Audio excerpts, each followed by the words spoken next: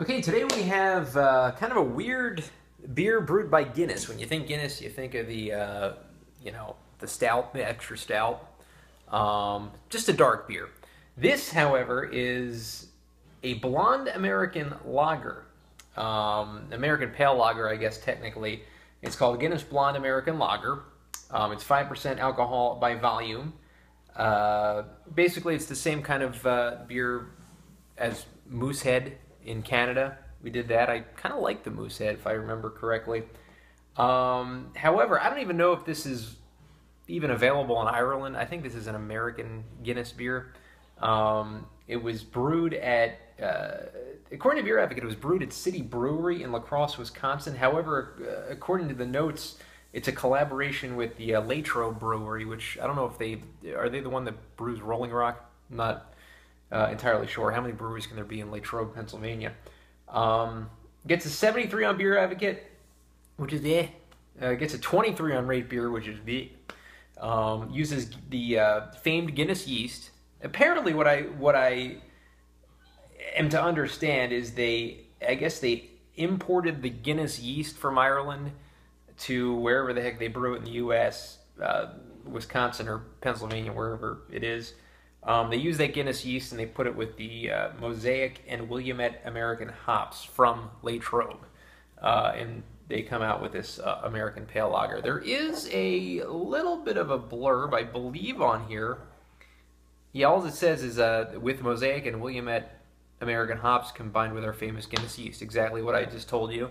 Brewing tradition, blah blah blah. I mean, I don't really know if this is available in Ireland or not.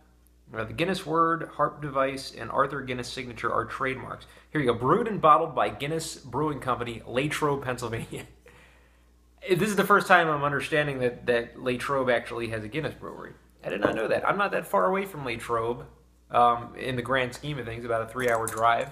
Maybe I'll have to go there and have some real Guinness, right? It's absolutely real in Pennsylvania. Yeah.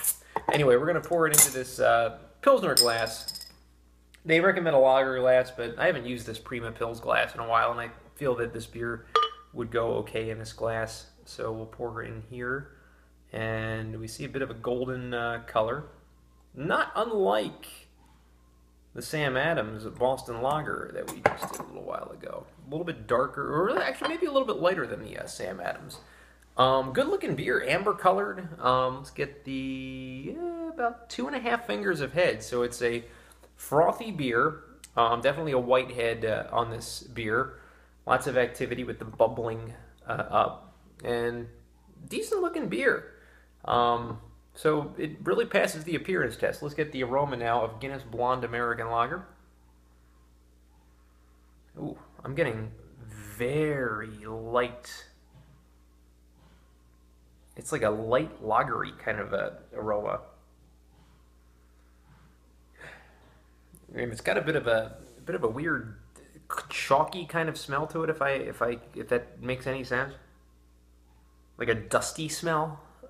Getting a hint of maybe the Willamette hops and the Mosaic hops, whatever the heck they smell like, but it's a very, very faint aroma on this. So the smell test is not that great on this beer.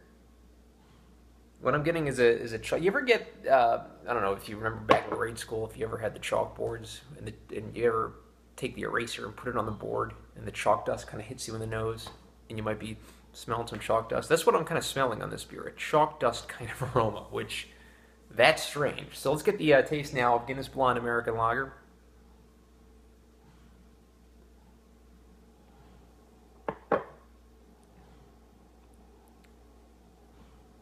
Yeah, that chalk dust kind of thing hits you right in the nose as soon as you take a sip, and it's like liquid chalk dust as it goes down. But kind of a hint of hoppiness. I don't know, this is kind of a weird tasting beer.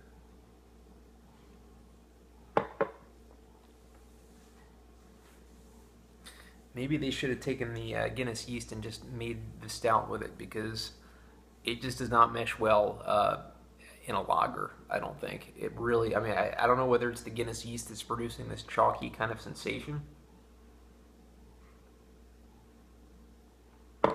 But now this is not doing it for me. The second taste, yeah, I'm still getting that chalky, that liquid chalky taste on even on the second taste here.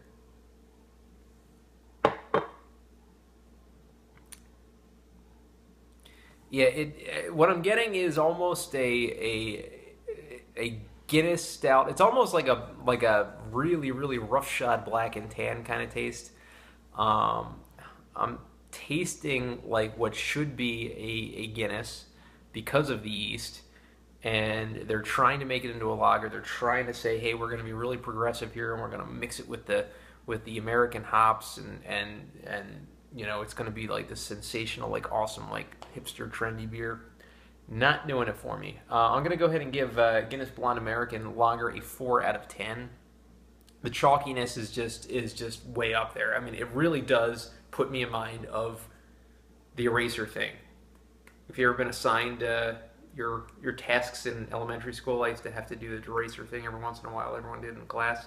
We used to have to bang the erasers together and have you get all the chalk out, and then it would hit you in the face, and it would smell a lot like this. So I'm not digging it.